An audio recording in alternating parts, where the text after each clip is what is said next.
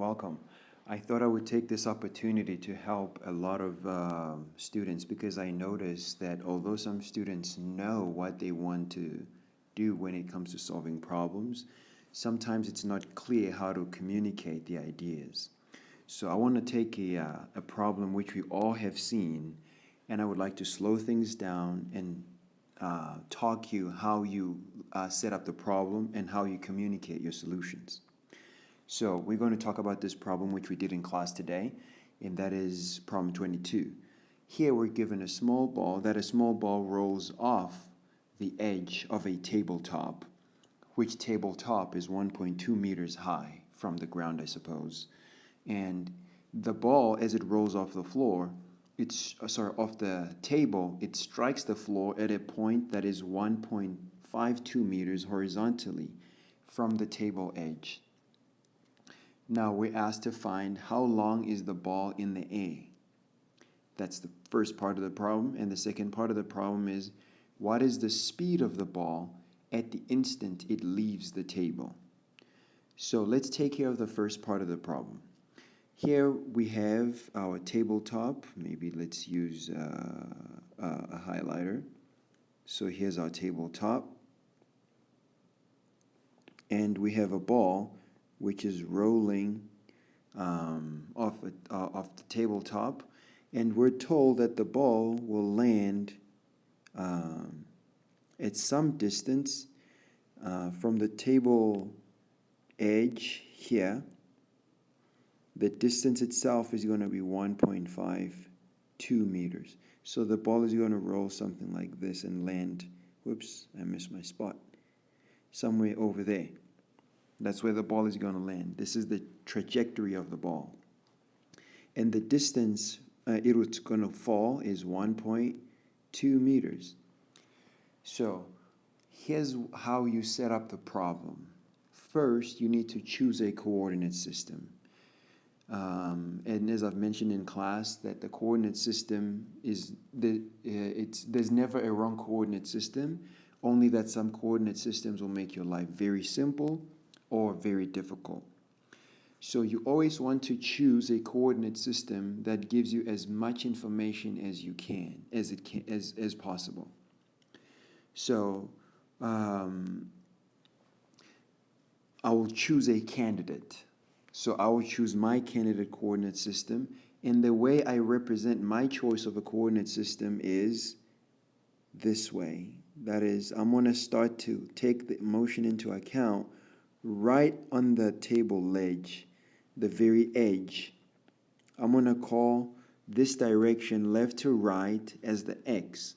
Anything going to the right is going to be positive, and everything going upward is going to be positive, and it'll be moving in what I will call a Y direction.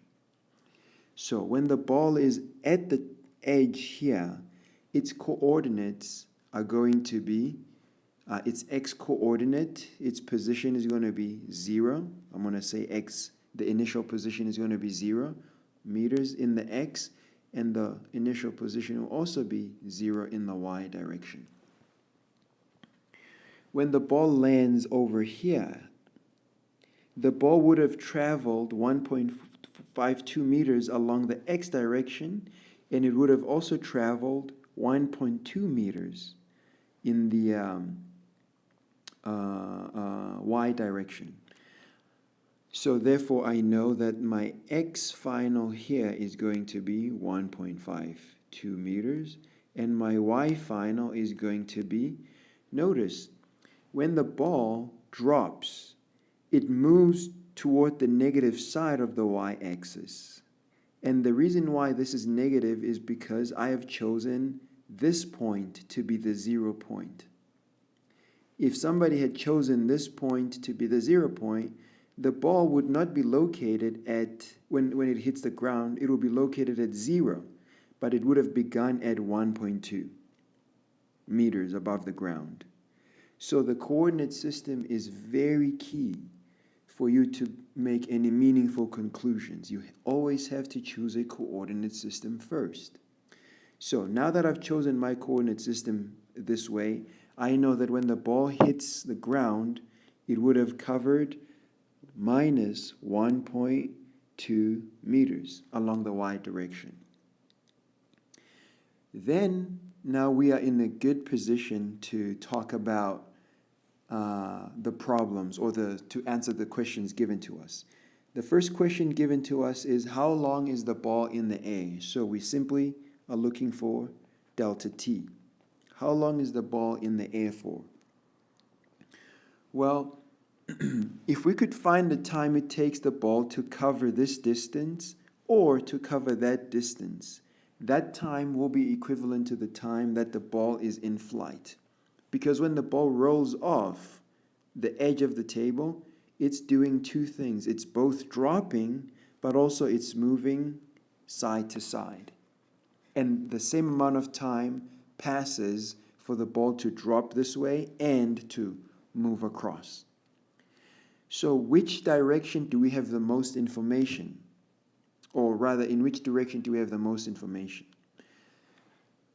If we were to consider the x direction, in the x direction we have the displacement, but we don't have the initial velocity of the ball. In the y direction, we know what the initial velocity, because the ball rolls horizontally. That means v0 in the y direction, this is going to be 0 meters per second. So we're going to use the y direction because we have the most information about this. So from the equations of motion, we know that delta y is going to be v0y times t plus half a y t squared. So we can simply substitute now because we know what v0y is 0, so we can substitute it in there. And we can find what delta y is because we have y final and we have y initial. So this difference is going to be minus 1.2 meters is equals to 0 times t plus a half. Now for the acceleration, because this, we assume, this whole experiment or this whole scenario occurs on planet Earth, the acceleration along the y direction is going to be gravitational acceleration. And since gravitational acceleration is always toward the center of the Earth, which in this case is downward, and we have chosen downward to be negative, this means our acceleration is going to be negative 9.81 meters per second squared times t squared. This therefore enables us to find what t squared is going to be, and with a little bit of mathematical simplification, we have 2.4 divided by 9.81, and this will be equals to, let's quickly check, 2.4 divided by 9.81. This will give us 0.24. Therefore, t, which is the square root of that, square root of the answer, this is going to be 0.49 seconds. So the key to setting up a problem and making use of the data so that the data is meaningful, I would say is the coordinate system. You always have to set the ground rules first. What are you going to consider as your x direction? What are you going to consider as your y direction? And what are you going to consider as the 0, 0 coordinate? Therefore, you are able to make sense of what is this distance going to be. This displacement is going to be minus 1.2, whilst this one is going to be positive 1.52. Okay. And for the second part, we're asked to find the second part of the problem. I should indicate that this is the first part. And for the second part, let me make a partition. I don't want to go to a next screen, so let's make a partition here. For the second part, we are asked to find the speed of the ball when it leaves the table. So when the ball is right on the edge and it's about to leave. Remember, we're told that the ball leaves the table horizontally. If it leaves horizontally, that means the initial component of the velocity is going to, the y component of the initial velocity is going to be 0. So we can already say that the initial velocity is going to have a non-zero x component, I hat, plus a 0 j hat. This will be in meters per second, because we were told that the ball rolls off horizontally. So the ball initially has no motion along the y direction. It begins to accelerate in the y direction when it comes off the edge. But initially, its velocity in the y direction is 0, or the y component of its velocity is 0. So we are interested in finding this thing here. So if we're looking for the x component, the x component of the velocity, initial velocity, therefore we need to consider, what do we know about the x direction? What we know about the x direction is the distance or the displacement the ball undergoes during the whole course of the whole rolling off the tabletop. So therefore we know what delta x is going to be. But from the equations of motion, we know that delta x in general is given by v0x times t plus a half ax t squared. So this is nothing more than the equation of motion. And we know what delta x is for. Well, delta x is going to be, it's going to be the final x minus the initial x, which is going to be 1.52 minus 0. Therefore, we have 1.52 meters on the left. This is going to be equal to v0x, which is the unknown we're seeking for, times time, plus a half. Now, over here, the ball rolls off.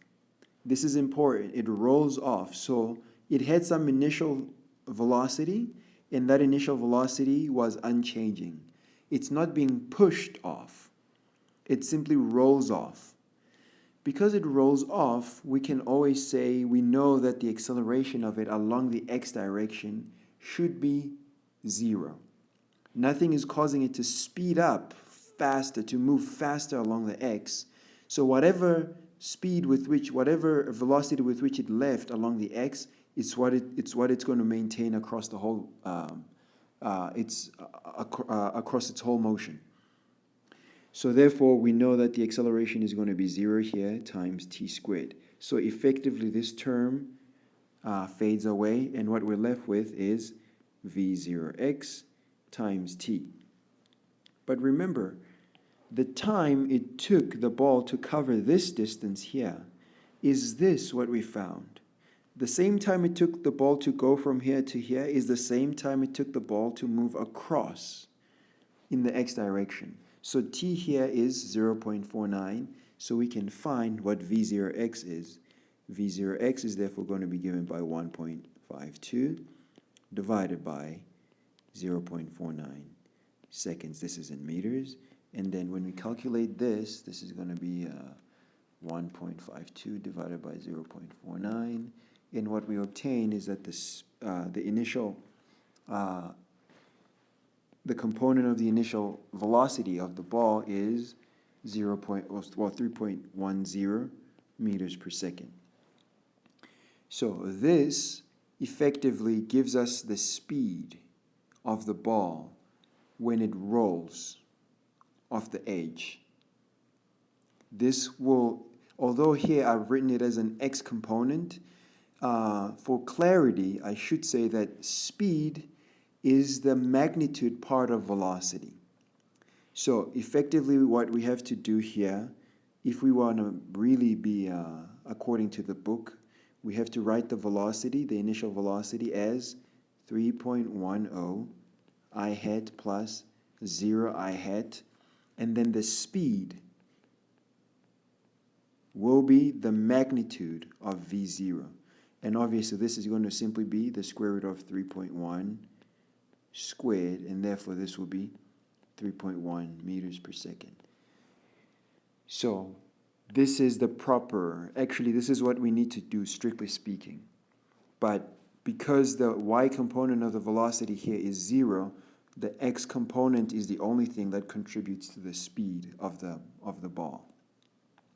So this wasn't to try to help you solve the problem, but it was essentially to help you figure out how to set up the problem and how to communicate your ideas. I will also do another example with another problem, again to help demonstrate on how we put down the information and communicate it. Well, we'll conclude this video over here and see you in the next one.